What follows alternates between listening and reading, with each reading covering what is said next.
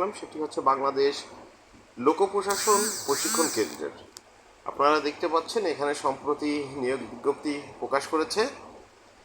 তাদের সর্বমোট 4টি পদের বিপরীতে 5 জন লোককে নিয়োগ প্রদান করবেন।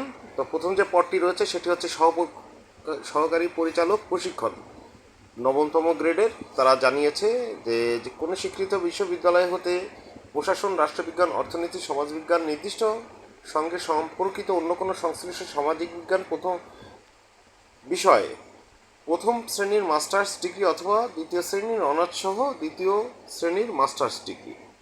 এখানে একজন পদের বিপরীতে লোক নিয়োগ করবে। এবং দ্বিতীয় যেটি রয়েছে সেটা হচ্ছে গবেষণা অফিসার, এটিও 9ম গ্রেডের। তারা এখানে একজন পদ সংখ্যা খালি আছে। কোনো স্বীকৃত বিশ্ববিদ্যালয় হতে সংশ্লিষ্ট ক্ষেত্রে সম্পর্কিত সামাজিক বিজ্ঞান বিষয়ে প্রথম শ্রেণীর মাস্টার্স ডিগ্রি অথবা দ্বিতীয় শ্রেণীর অনার্স ডিগ্রি সহ দ্বিতীয় শ্রেণীর মাস্টার্স ডিগ্রি। এরপরে যে পদটি রয়েছে 3 নম্বর, সেটি হচ্ছে মূল্যায়ন অফিসার, এটিও 9তম গ্রেডের।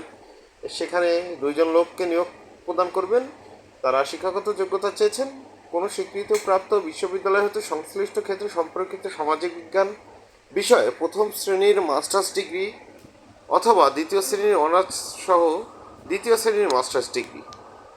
এরপরে যেটি রয়েছে সেটি হচ্ছে কারিগরি তদারককারী।